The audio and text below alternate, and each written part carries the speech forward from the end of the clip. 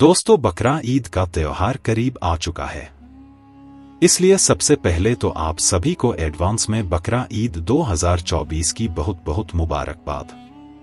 अगर आपका दिल करे तो आप भी हमें कमेंट बॉक्स में बकरा ईद की मुबारकबाद दे सकते हैं।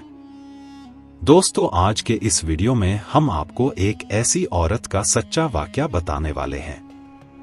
उस औरत ने कुर्बानी के गोश्त के 3 हिस्से नहीं किए, यानी कि उसने कुर्बानी के गोश्त को ना ही गरीबों ना ही मिस्कीनों में बांटा और ना ही उसने अपने किसी रिश्तेदार के घर पर गोश्त भेजा।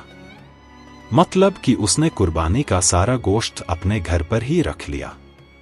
लेकिन फिर उस औरत को गरीब की हाई ऐसी लगी और फिर उसके साथ में कुछ ऐसा हुआ कि जिसे सुनकर आपके भी रोंगटे खड़े हो जाएंगे। इसलिए दोस्तों, आज का ये वीडियो आप सभी के लिए बहुत ही ज्यादा खास है। आप इस वीडियो को आखिर तक जरूर देखें और आप सभी से गुजारिश है कि आप इस वीडियो को लाइक करें या ना करें, मगर अल्लाह के वास्ते इसे आगे शेयर जरूर कर दें, ताकि बकरा ईद से पहले पहले ये वीडियो और भी लोगों के पास में पहुंच जाए। चलिए दोस्तों, शुरू करते हैं। दोस्तों, ये कहानी जोया नाम की एक खवातीन की है। दोस्तों, बकरा ईद के दिन की सुबह हो चुकी थी, सूरज भी निकल चुका था। आज के दिन की सुबह जोया को कुछ ज्यादा ही अच्छी लग रही थी। आखिर दोस्तों, लगती भी क्यों नहीं, क्योंकि आज तो बकरा ईद का दिन था। जोया अब्दुल भाई की छोटी बच्ची थी। जोया के अब्बू जैसे ही बकरा ईद की नमाज पढ़कर अपने घर वापस आते हैं तो जोया खुश होते हुए अपने अब्बू से पूछती है, अब्बा जान, आज तो बकरा ईद का दिन है, आज तो हमारे घर पर गोश्त आएगा ना? या फिर पिछली साल की तरह इस बार भी हमें कोई भी गोश्त देने के लिए नहीं आएगा? तो ये सुनकर अब्दुल भाई ने अपनी बेटी जोया को तसल्ली देते हुए कहा कि हाँ बेटी, हमारे घर पर गोश्त क्यों नहीं आएगा, हमारे घर भी जरूर गोश्त आएगा। इस बार तो हमारे पड़ोसी डॉक्टर साहब ने बड़ा जानवर लिया है कुर्बानी के लिए, और हाँ, वो शरीफ भाई भी तो बकरा लाए हैं। उनके घर से हमारे घर पर जरूर गोश्त आएगा। सब्र रखो मेरी बच्ची, जरूर गोश्त आएगा और फिर ये कुर्बानी का गोश्त तो होता ही हमारे लिए है। आज इमाम साहब भी मस्जिद में यही बयान कर रहे थे कि कुर्बानी के गोश्त के 3 हिस्से होते हैं। उनमें से एक हिस्सा गरीबों और मिस्कीनों का होता है। तो हमारे लिए उन हिस्सों में से हमारे घर भी जरूर गोश्त आएगा, हमें भी जरूर गोश्त मिलेगा। थोड़ा सब्र रखो मेरी बच्ची और अल्लाह पर अपना भरोसा रखो। दोस्तों, ऐसे करते करते वक्त गुजरता गया, मगर अब्दुल भाई के घर पर कोई भी गोश्त देने के लिए नहीं आया। जोया ने फिर पूछा, अब्बा जान, 12 बज गए हैं, मगर अभी तक कोई भी हमारे घर पर गोश्त लेकर नहीं आया। तो अब्दुल भाई ने फिर अपनी बेटी को दिलासा देते हुए कहा, मेरी बच्ची, जरा सब्र रखो, अभी तो हमारे पड़ोसियों ने जानवर जिबाह किया होगा, अभी तो वो अपना हिस्सा बना रहे होंगे। जब वो अपने काम से फारिग हो जाएंगे तो फिर वो हमारे घर पर गोश्त लेकर आएंगे।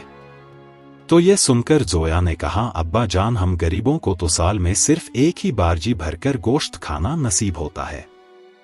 ये अमीर लोग तो साल भर गोश्त खाते रहते हैं।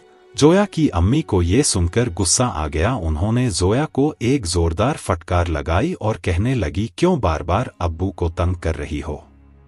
तुम्हें दिखता नहीं अब्बा कितने मायूस हो गए हैं तुम्हारे सवाल सुन सुनकर?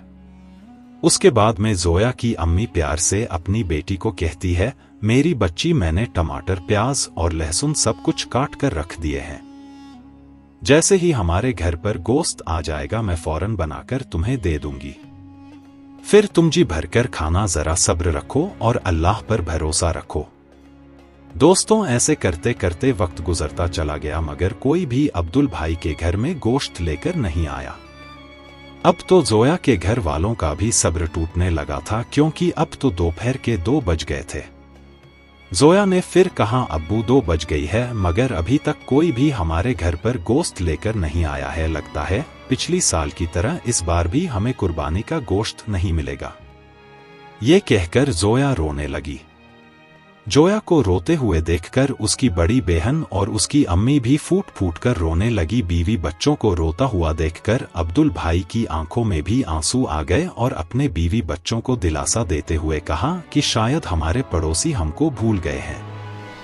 तुम फिक्र मत करो, मैं अभी जाकर तुम्हारे लिए गोश्त लेकर आता हूँ। दोस्तों, उसके बाद अब्दुल भाई अपने घर से निकलकर सीधे डॉक्टर साहब के दरवाजे पर पहुंच गए। दरवाजा खटखटाया तो अंदर से डॉक्टर साहब बाहर आए। तो अब्दुल भाई कहने लगे, डॉक्टर साहब, मैं आपका पड़ोसी हूं, आपके यहाँ पर कुर्बानी हुई है, क्या मुझको भी थोड़ा कुर्बानी का गोश्त मिल सकता है? तो ये सुनकर डॉक्टर साहब को बहुत गुस्सा आया और झूठ मूठी कहने लगा कि हमने तो सारा गोश्त बांट दिया है, बस थोड़ा ही गोश्त हमने अपने घर में रखा है। ये कहते हुए डॉक्टर साहब ने दरवाजा बंद कर लिया और घर के अंदर चले गया। ये सुनकर अब्दुल भाई मायूस हो जाते हैं और धीमे धीमे कदमों से वापस अपने घर की तरफ चलने लगते हैं। रास्ते में ही मास्टर जी का घर आता है। अब्दुल भाई ने सोचा कि चलो मास्टर जी से पता कर लेते हैं, शायद कुछ कुर्बानी का गोश्त मिल ही जाए।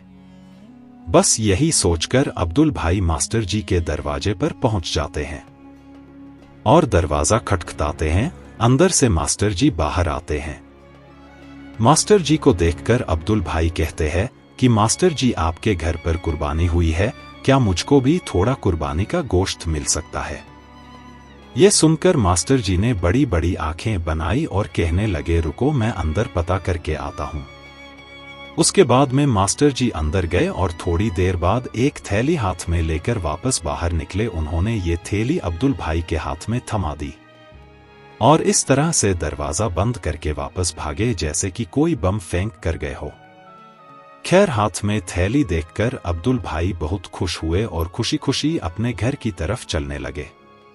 अब्दुल भाई के हाथ में गोश्त की थैली देखकर उसके घरवाले भी बहुत खुश हुए और उन्होंने जल्दी जल्दी उस थैली को खोलकर देखा। थैली में जो निकला उसको देखकर पूरा घर रोने लगा, क्योंकि उस थैली में सिर्फ कुछ हड्डियां थी और कुछ चर्बी भरी हुई थी। ये देखकर अब्दुल भाई ने बेबसी से अपने घर वालों की तरफ देखा और कहने लगे, शायद इस बार हमारे नसीब में कुर्बानी का गोश्त नहीं लिखा है।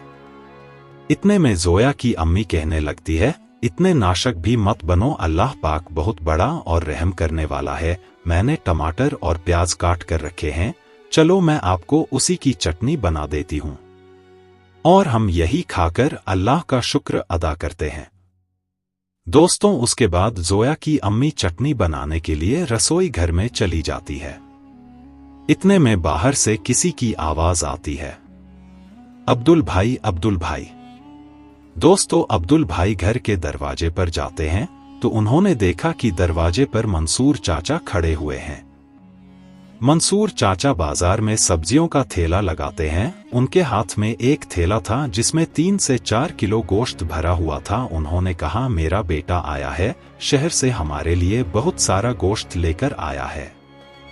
हम इतना खा नहीं सकते हैं, हमने अपनी जरूरत के हिसाब से अपने घर में गोश्त रख लिया है और बाकी का गोश्त मैं आपके लिए लेकर आया हूँ। आप भी अपने घर में ये गोश्त पकाएं और खुशी खुशी बकरा ईद मनाइए।